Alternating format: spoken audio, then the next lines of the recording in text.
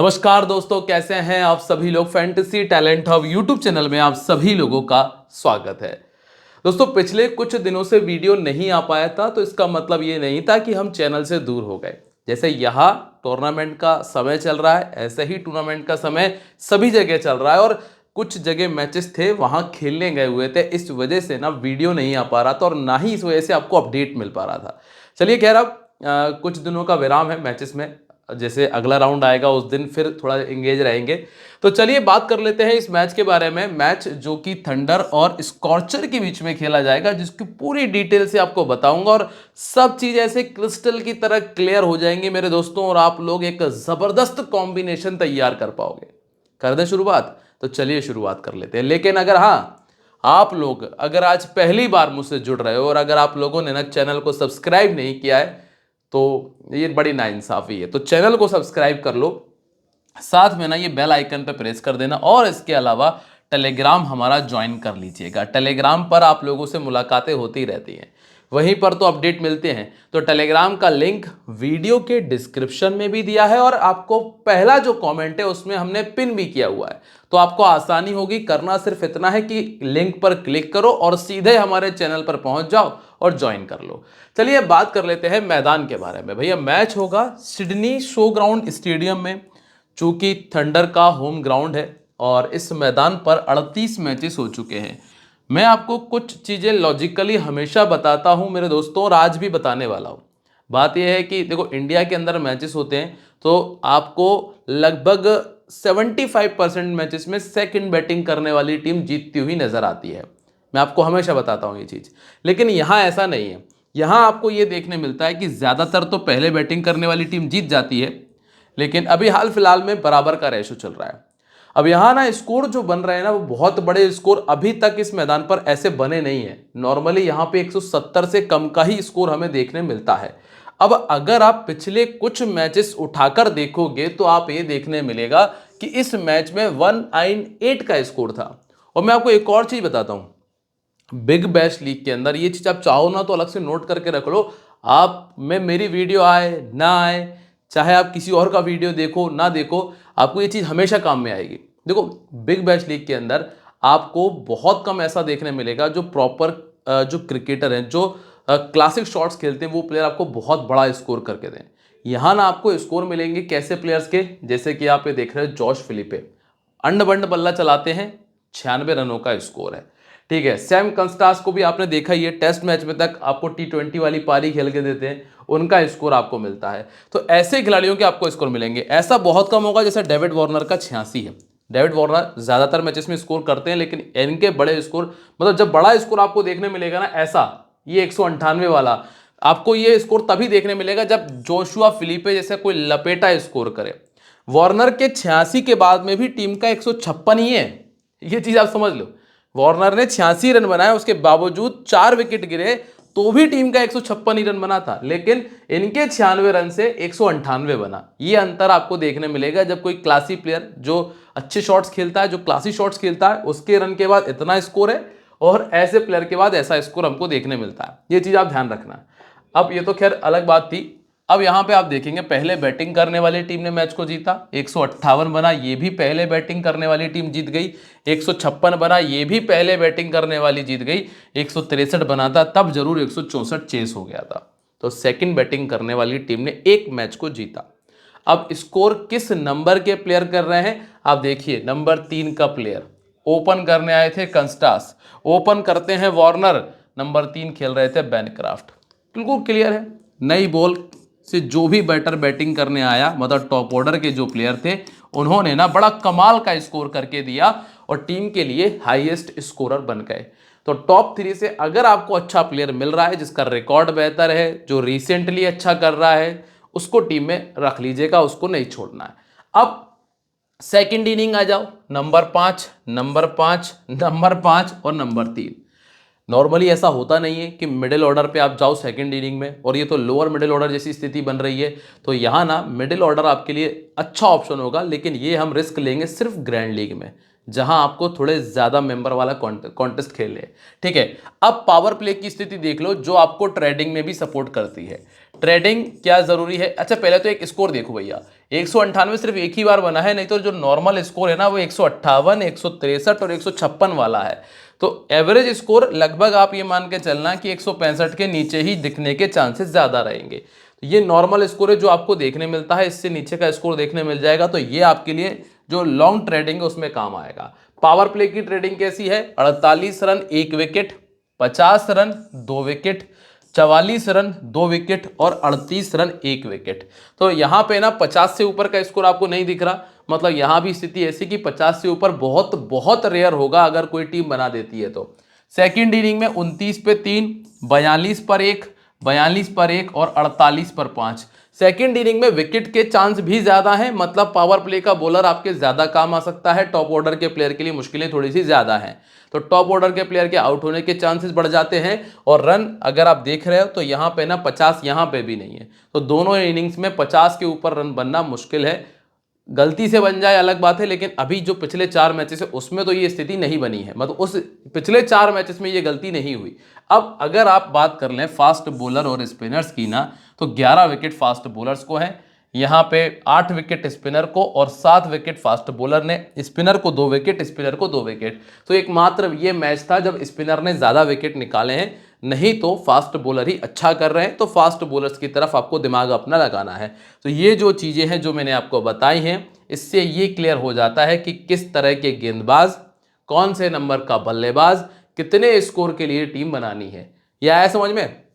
अब दोनों टीमों के रिकॉर्ड को चेक करेंगे हम। सबसे पहले हेड टू हेड पर आते हैं। ये पिछले जो 2 मैचेस इन दोनों टीमों ने खेले, इसमें लेंस मॉरिस के 3 विकेट थे, कंस्टास का 53, एंड्रयूज का 37, ग्रीन के 3 और मैकेंड्रयू के 2 विकेट थे। इसके पहले एक और मैच जो इन्होंने खेला था उसमें फिन एलन का 68, कूपर के 43 थे, मॉरिस के यहां पर भी 3 विकेट थे, वार्नर का 49, ग्लेक्स के 43, रदरफोर्ड का 39 और ग्रीन के 3 विकेट थे। ग्रीन का रिकॉर्ड चाहे जो भी हो, लेकिन इस टीम के सामने ना रिकॉर्ड थोड़ा सा बेहतर दिखा है। अभी हम सबसे पहले सिडनी के बारे में ही चर्चा कर लेते हैं। ग्लिक्स ओपन कर रहे हैं कंस्टास के साथ, फिर वार्नर आते हैं, बेनक्राफ्ट आते हैं, बिलिंग्स, शादाब। इनकी बैटिंग थोड़ी सी आपको कमजोर सी नजर आएगी, क्योंकि अगर देखा जाए तो ऊपर के 2 प्लेयर कुछ मैचेस से स्कोर कर रहे हैं, इसलिए दिक्कत नहीं आई, और कुछ मैचेस में बिलिंग्स ने भी स्कोर कर दिया है। अब रही बात इनकी गेंदबाजी की, तो गेंदबाजी फिर भी ठीक है इनके पास में। नई गेंद के साथ में आपको डैनियल मिलते हैं, इसके साथ आपको रियान मिल रहे हैं, और इसके साथ आपको टॉपली मिल रहे हैं, जिसमें से 2 तो ये आपके पास में लेफ्ट आर्म बॉलर मौजूद है। ठीक है, लेग स्पिनर के तौर पे शादाब खान है जो बैटिंग भी कर रहे हैं, ऑफ स्पिनर के तौर पे क्रिस ग्रीन है, और लेग स्पिनर के तौर पे तनवीर सांगा भी इनके पास में मौजूद हैं। अब जरा रिकॉर्ड पर आते हैं। सबसे पहले वेन्यू रिकॉर्ड की बात करेंगे। वेन्यू रिकॉर्ड मतलब इस मैदान पर इन खिलाड़ियों का रिकॉर्ड कैसा है। आप देखेंगे डेविड वार्नर ने 6 मैच खेलकर 38 का एवरेज और 1 बार 50 किया है, मतलब अगर ये 86 रन इसमें से हटा दें तो बाकी मैचेस में 50 रन के आसपास का स्कोर है। 50 भी नहीं, मेरे ख्याल से अगर देखेंगे तो 45-46 कुछ बैठ रहा है। सैम कंस्टास 2 में 55, 27 का एवरेज, इनका भी आप देख लो, एक में 53 था, दूसरे मैच में 2 ही रन बनाए हैं। कैमरून बेनक्राफ्ट ने 9 में 259, 37 का एवरेज, 250 हैं, जिसमें एक 75 मौजूद है। अगर एक नॉर्मल 50 भी कर दोगे तो 110 रन है, और बचे हुए 7 मैचेस में 100 रन बनाए, मतलब 150 रन बनाए इन्होंने। सैम बिलिंग्स 8 में 123 और 15 का एवरेज इनका है, इनका रिकॉर्ड तो खैर खराब है। मैथ्यू ग्लिक्स का 250 आया है, 15 इनिंग में 21 का एवरेज है, रिकॉर्ड भी खराब है। फिर आप थोड़ा सा और नीचे आएंगे, डैनियल सैम्स मिलते हैं जिनका 10 का एवरेज है। नॉर्मली अगर देखा जाए तो रिकॉर्ड सबका खराब रहा है इस मैदान पे, लेकिन अच्छी चीज ये है कि 50 भी सबने ही लगाए हैं। ऐसा नहीं कि कोई सिंगल प्लेयर का 50 आया, मतलब एक ना एक प्लेयर इस मैदान पे 50 बनाकर गया ही गया है। अब आप अगर गेंदबाजी की बात करें तो डैनियल सैम्स ने 29 विकेट निकाले हैं, क्रिस ग्रीन को 24 विकेट मिले हैं। जैसा हमने डिस्कस किया था पीछे कि जो ये विकेट है ना, ये स्पिनर्स के लिए उतना बेहतर रहा नहीं। अब आप देखेंगे शादाब को यहाँ पे विकेट नहीं मिला था पहले, और ग्रीन के पास भी 28 में 24 ही विकेट शामिल हैं। तनवीर सांगा को 6 में 5 ही मिले हैं, मतलब मैचेस ज्यादा विकेट कम है इन सभी के। और फास्ट बॉलर्स का डेनियल का 21 में 29 और टॉपली का 1 में 3 विकेट है। ये अभी तक की जो कहानी है जो इस ग्राउंड की रही है इन प्लेयर्स की। अब हम बात कर लेते हैं जरा इन खिलाड़ियों का रीसेंट फॉर्म कैसा है और इस टीम के सामने रिकॉर्ड कैसा है। पहले तो रीसेंट फॉर्म देखते हैं। पिछले 4 मैचेस 24, 76, 12, 20 ये गिलिक्स ने किया है। ऑलमोस्ट ड्रीम टीम वाला काम रहा है। पर्थ के सामने 21 का एवरेज है जो कि रिकॉर्ड खराब है, और पिछले एक साल के अंदर भी 21 का एवरेज है जो कि रिकॉर्ड खराब है। लेकिन जो पिछले 4 मैचेस गए हैं उस बेसिस पे आप चाहो तो टीम में जगह दे सकते हो। दोनों इनिंग्स में 1-1 50 है। ऑफ ऑर्थोडॉक्स गेंदबाजी कूपर कनॉली है। राइट आर्म फास्ट बॉलर नहीं है। ऑफ स्पिनर अगर आप देखेंगे तो 3 बार आउट कर चुका है, और ऑफ स्पिनर पे यहाँ पे आपको एस्टन टर्नर मिलते हैं जो कि रेगुलर बॉलर नहीं है। तो कुल मिलाकर कनॉली और अगार से ही प्रॉब्लम है जो कि पावर प्ले में नहीं दिखते ज़्यादा। अब आप देखोगे सैम का 28 और 63 2 मैचेस अच्छे गए हैं। पर्थ के सामने पुराना रिकॉर्ड अच्छा है और T20 क्रिकेट में एवरेज 26 का है। तो अगर गिलिक्स और कंस्टास में से किसी एक को रखने की बात करें तो प्रॉपर अगर हम रिकॉर्ड के हिसाब से चलें तो आपके लिए ये बेहतर ऑप्शन है सैम। लेकिन अगर गिलिक्स विकेट कीपिंग भी करते हैं तो वो आपके लिए एक बेटर ऑप्शन बन सकते हैं। ऑर्थोडॉक्स के सामने ये 2 बार पहले आउट हो चुके हैं, कूपर और एस्टन, ये दोनों यहां पर मौजूद हैं। चूंकि स्पिन को इतना सपोर्ट है नहीं तो इतनी बड़ी प्रॉब्लम नहीं दिखती मुझे। वार्नर की बात कर लेते हैं। पिछले तीनों मैचेस खराब गए, ठीक है, माइनस पॉइंट मिला। पर्थ के सामने 25 का एवरेज है, कोई ऐसा खास रिकॉर्ड नहीं है, और 25 में जरूर इनका रिकॉर्ड बहुत अच्छा रहा है 2025 के अंदर, जिसमें 34 का एवरेज है। पहले बैटिंग करते हुए 6-50 किया है। बस यही एक कारण है कि वार्नर को रखा जा सकता है। राइट आर्म फास्ट बॉलिंग के सामने 5-50 हैं। पिछले तीनों मैचेस में राइट आर्म मीडियम ने इनको आउट कर दिया। अब आप आइए नंबर 4 पे, कैमरून बेनक्राफ्ट है जिनका एवरेज है 24 का, एक मैच में 60 का स्कोर है, 2 बार 50 किया है। कुल मिलाकर ऊपर के जो ये 4 प्लेयर हैं इनमें से जगह तो एक की ही बन पा रही है, लेकिन 4 में से एक रखना थोड़ा सा रिस्क हो जाएगा, इसलिए 4 में से 2 प्लेयर रखे जा सकते हैं। चारों की स्थिति सेम है, लेकिन हाँ फिर भी एक बेहतर ऑप्शन के तौर पे कंस्टाक्स को ट्राई, या फिर गिलिक्स और कंस्टाक्स में से एक को ट्राई कर सकते हो। अब आप आ जाइए बिलिंग्स पे। बिलिंग्स ने 23, 25 और 51 और 3 का स्कोर किया है। अभी हमने पीछे किसका रिकॉर्ड देखा था भाई, कैमरून बेनक्राफ्ट देख लिया। बैटिंग ऑर्डर बदल सकता है, ध्यान रखिएगा यहाँ पे। अब यहाँ पे आप देख रहे हैं पर्थ के सामने इनका 10 में 327 और एवरेज है 36 का, 250, एक बेहतर रिकॉर्ड यहाँ पर भी। 25 के अंदर 23 का एवरेज, ये थोड़ा सा कमजोर कह सकते हो, लेकिन रिसेंटली अच्छा कर रहे हैं इसलिए ये टीम में जगह बना लेते हैं। राइट आर्म ऑफ स्पिन के सामने इनका एवरेज आपको 14 का मिलता है। यहाँ पे आपको 2 गेंदबाज मिलेंगे, बियर्डमैन और ब्राउडी, जो किस तरह की बॉलिंग करते हैं। अब आ जाइए आप ऑलराउंडर सेक्शन पे। ऑलराउंडर में शादाब आपके लिए कंफर्म है, क्योंकि एक तो बैटिंग आ रही है, क्योंकि ये टीम इतना अच्छा बैटिंग कर नहीं रही, स्कोर कर रहे हैं, बॉलिंग में विकेट भी निकाल दे रहे हैं, इसलिए ये वाइस कैप्टन की चॉइस बन जाते हैं। चूंकि इनका इस मैदान का रिकॉर्ड उतना अच्छा नहीं है, पर बैटिंग आई है तो बैटिंग के पर्पज से ले सकते हैं। पहला प्लेयर ऑलराउंडर से कंफर्म। डैनियल सेम्स की बात करेंगे तो डैनियल सेम्स ने 2 और 23 रन 1 विकेट निकाला है। 2 ही मैचेस बेहतर गए, तो ये जरूरी नहीं टीम में रखने के लिए। पहले बॉलिंग करते हैं तो एक अच्छा ऑप्शन इसलिए कह सकता हूं क्योंकि डेथ ओवर में गेंदबाजी करने का मौका मिल सकता है, ठीक है। और बैटिंग की तो खैर अब यहां तक उम्मीद नहीं करके चलेंगे हम। फिर आते हैं क्रिस ग्रीन को 40 पारियों में 49 विकेट मिले हैं। पहले बॉलिंग करते हुए 23 है, सेकंड बॉलिंग करते हुए 26 विकेट है, और पर्थ स्कॉर्चर के सामने इनके पास में 16 विकेट शामिल हैं। हाल फिलहाल में रिकॉर्ड बेहतर है, पर अगर आप पिछले 4 मैचेस उठाकर देखते हैं तो 1 विकेट, 0 विकेट, 0 विकेट और 1 विकेट। पिछले 4 मैचेस उतने अच्छे नहीं गए। नया खिलाड़ी एक रेयान, इसको विकेट नहीं मिला था लास्ट मैच के अंदर। फिर आते हैं टॉपली, इनको एक ही मैच में विकेट मिला है, 43 में 40 विकेट। इस टीम के सामने भी रिकॉर्ड अच्छा नहीं है, और ये भी रिकॉर्ड कुछ खास नजर नहीं आता। तो मतलब अगर यहाँ से परफॉर्मेंस आता है तो ये एक तरह से तुक्का ही रहेगा, क्योंकि रिकॉर्ड तो इनका बिल्कुल भी अच्छे नहीं है। तनवीर सांगा की स्थिति भी वैसी है, 1 विकेट, 5 में 2, 27 में 31, ये ठीक है, 1 विकेट लायक परफॉर्मेंस है, तो वो आने के चांसेस आपको मिल सकते हैं। अब हम बात करते हैं पर्थ के ऊपर के ये जो 4 प्लेयर है ना, ये यहाँ तक आंख बंद करके रखने वाले प्लेयर हैं। कारण क्या है कि इनमें से अगर एक भी चल गया ऊपर के 3 प्लेयर में से, तो वो मैच को वन साइडेड बना देगा और आपको भी वन साइडेड बाहर कर देगा, इसलिए इनको नहीं छोड़ सकते आप, ठीक है।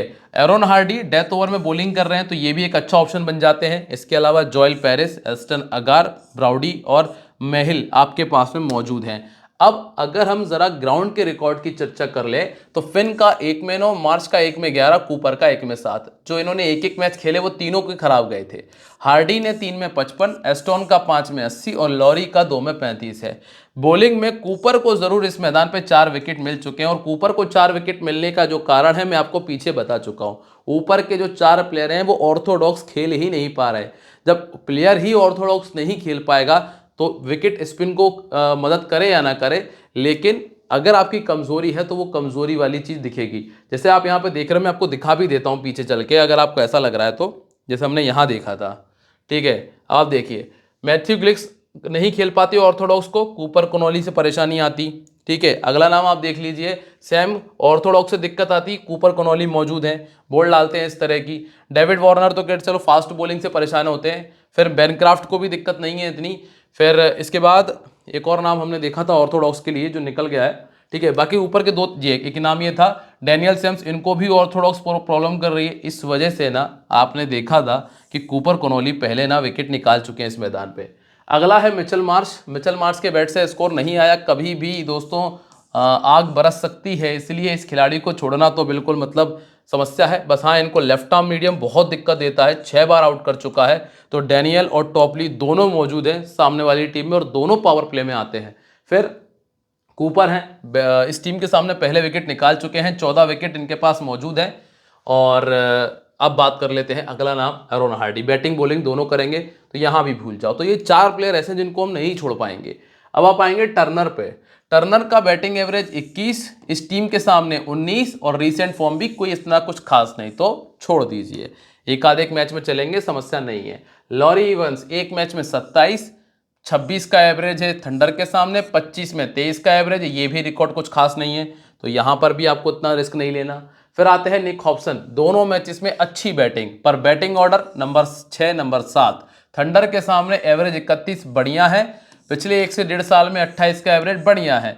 समस्या बस बैटिंग ऑर्डर है और बैटिंग ऑर्डर के चलते नहीं रख पाएंगे। ऑफ स्पिन दिक्कत देती है, क्रिस ग्रीन मौजूद है। इसके बाद एस्टन का रिकॉर्ड ही खराब है, तो यहाँ तो दिमाग ही मत लगाओ अभी, अगर निकाल भी दे तो भी मत लगाओ। जॉयल पेरिस ये ठीक है, 22 में 23 विकेट, इस टीम की तरफ से एकमात्र बॉलर जिसका रिकॉर्ड अच्छा है, क्योंकि ब्राउडी का 19 में 11 और महिल ने 4 में 4 निकाले हैं, तो जॉयल पेरिस ही प्राइम चॉइस बनते हैं। दोस्तों सारी चीज़ें लॉजिकली आपके सामने रख दी हैं, उम्मीद करता हूँ कि आपको बेहतर लगी होगी। लाइक शेयर कमेंट अगर आप लोगों ने कर दिया है अच्छी बात है, नहीं किया आप कर दीजिए। अब हम जरा कैप्टन वाइस कैप्टन पे दिमाग लगाते हैं।